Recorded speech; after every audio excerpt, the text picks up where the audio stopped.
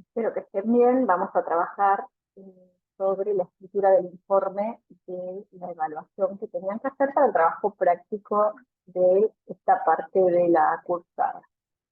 Les voy a ir indicando cuáles son las consideraciones que van a tener que tener a la hora de escribir, qué información tienen que volcar en el informe y dónde y cómo van a interpretar de dónde van a interpretar y cómo van a interpretar esa información.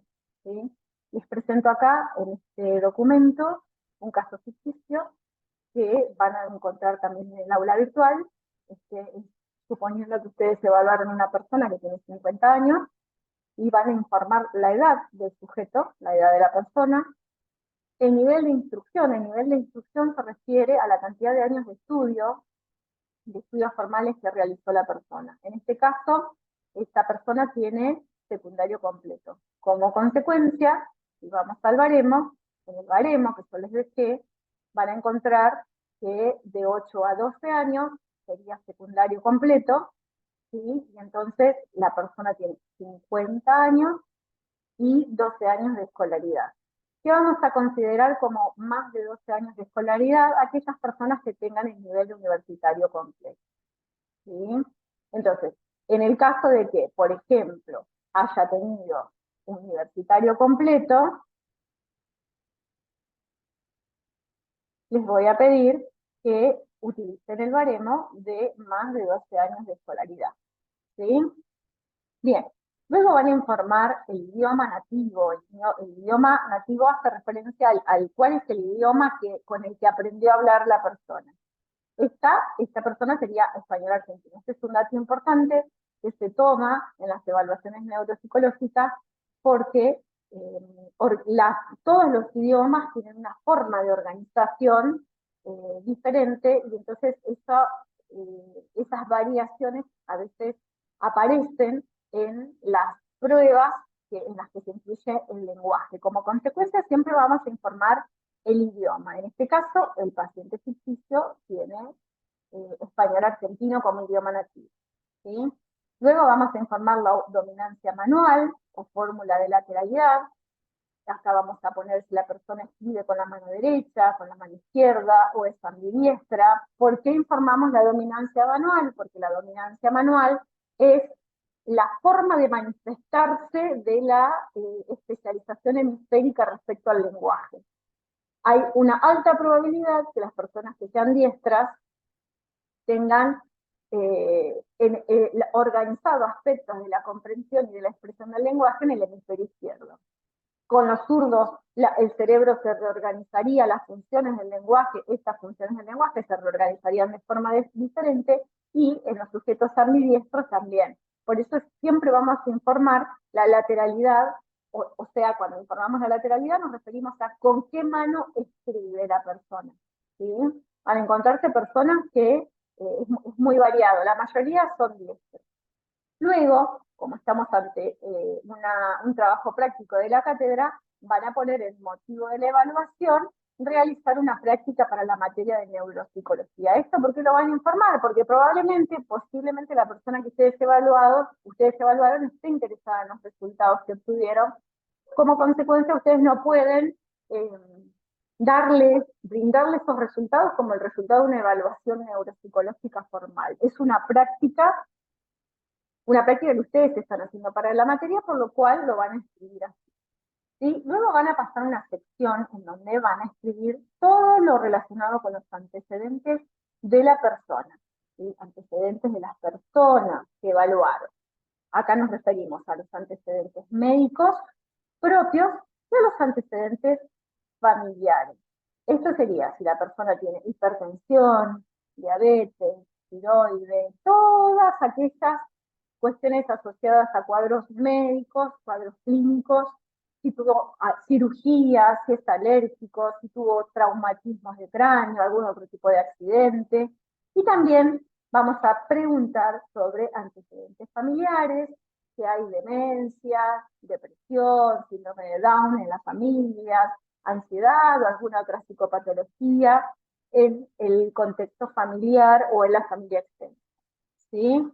Vamos a informar también si trabaja actualmente, que actualmente está trabajando, a qué se dedica, si es un empleo calificado, si es un empleo especializado, si es profesional, ¿sí? Si es un empleo técnico, si está jubilado, a qué se dedicaba antes, qué tipo de empleo tenía, qué tipo de trabajo tenía, si era formal, informal. Y además vamos a informar el grupo familiar, con quién vive, por ejemplo, si vive solo, si la persona vive acompañada, con su esposa, hijos, nietos, o lo que haga, en el grupo familiar. ¿Sí?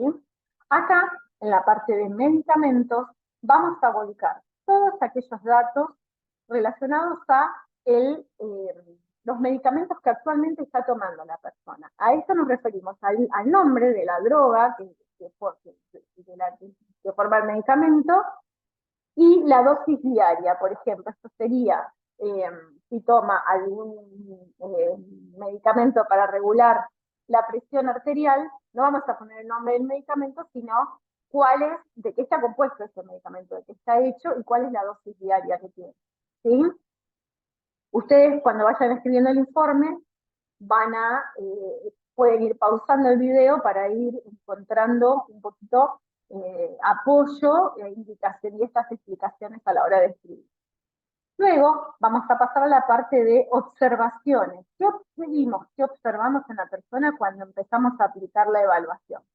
¿Sí? Acá lo que yo les sugiero es que retomen este texto que les dejo escrito, que van a tener en el aula, y que vayan seleccionando las opciones que describen mejor a la persona, de este texto que les dejé. ¿Sí? Entonces van a poner si la persona se presentó a la evaluación sola o acompañada, van a describir el estado de conciencia en el que estaba la persona en el momento de la evaluación, ¿sí? Lúcido, confuso, en estado de alteración, eligen cuál es el adecuado. O sea, si es una persona que estaba en estado de conciencia lúcida, vigil, bien despierto, ¿sí? O somnoliento, y van a informar esto.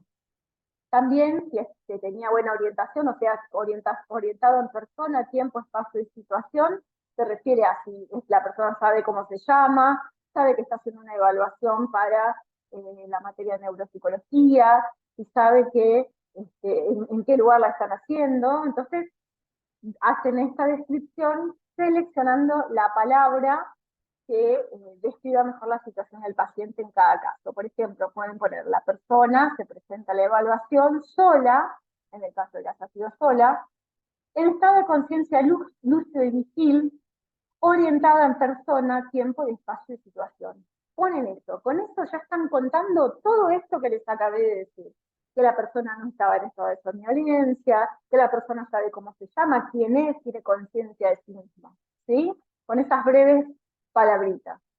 Luego vamos a pasar a describir el lenguaje. Respecto al lenguaje, vamos a poner si su lenguaje es claro o confuso, ¿sí? Si tiene buena o mala fluencia, cómo es el contenido informativo, ¿sí? Si, digamos, no solamente su lenguaje es fluido, sino además si con lo que dice algo, transmite algún mensaje. ¿A qué nos referiríamos con un lenguaje poco fluido? Al caso de que la persona cuando hable utilice mucho el o se trabe, o se olvide de las palabras que no le salgan. ¿Sí? Entonces eso también lo vamos a informar.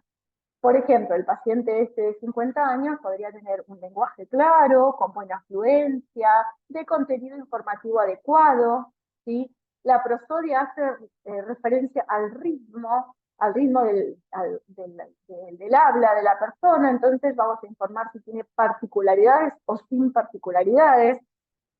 ¿Qué sería un ritmo con particularidades? Que el lenguaje que el ritmo sea enlentecido o que tenga algo particular que no es similar a la forma de hablar que tenemos la mayoría de las personas respecto a darle énfasis a lo que le queremos dar énfasis o disminuir el énfasis en determinadas cuestiones. Y entonces eso también lo vamos a informar. Luego, vamos a poner si fue posible completar toda la prueba de screening o no, porque hay personas que por ahí se fatigan y no logran completar la prueba, entonces esto también lo vamos a informar. En este caso podríamos poner, fue posible, ¿sí? O En el caso de que no haya sido posible, ponemos no fue posible completar toda la prueba de screening.